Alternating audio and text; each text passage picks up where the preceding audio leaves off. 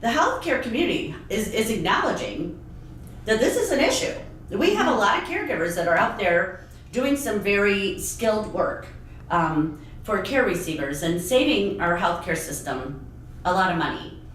However, the healthcare system now has to become part of this informal setting to really determine what is the dosage of respite that is needed for various populations. Each condition requires a different amount of respite, a different dose of respite. Every caregiver is going to need a different dosage of respite. So it's a matter of when they're leaving the hospital is to evaluate the care receiver. What is their condition and how much help are they going to need? Mm-hmm. Is it 24/7? Is it, can they be alone for a few hours a day? Those are going to be very important factors, but also then to take the caregiver into consideration and where are they in their life? Are they young and working and they're taking care of their dad who has dementia? And if that's the case, maybe the insurance company says, hey, Dr. Ackerman, you're leaving here with your dad. So the dosage of respite for you, since you're a working caregiver, and we want you to stay in the workforce, we want you to stay healthy and be able to support yourself and your loved ones and plan for your retirement down the road. We're gonna give you this dosage of 5 days of respite in an adult daycare center, and we're gonna pay for it. That's gonna be that's the prescription for the caregiver and the care receiver upon discharge.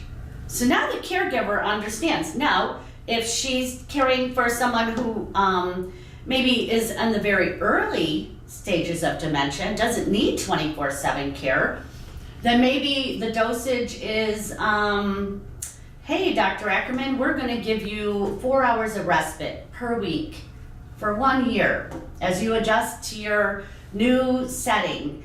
If there's ever a reason why you feel like you're missing work or you're, having a difficult time, the disease changes, different stages happen.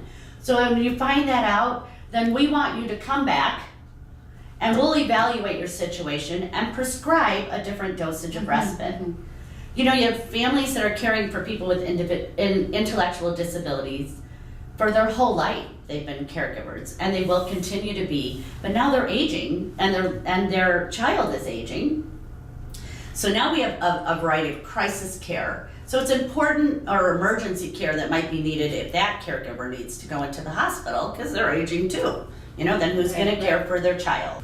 Let's pilot some of these things. Let's get some private and public funders together and let's go out and determine the dosage of respite that's needed, because the resources are growing and volunteerism is on the rise and home health care is on the rise, and there's no reason we cannot figure this out. Yeah, to meet them at their particular point of Absolutely. need. And it's different for every caregiver. There's no magic thing like, oh, well, if this, everybody gets 4 hours a week.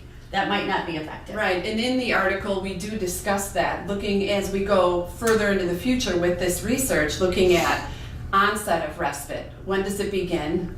Frequency, how often? And duration, for how long does it need to go on? Yes. So what you're talking about is checkpoints throughout that, where we reassess the family's need and talk about what would be best for them now. Yeah, and specific populations. Because every population is different. Mm-hmm. So that's kind of our call to action. We would love people to join our mission in trying to really have caregivers at their point of entry walk away with a prescription for respite.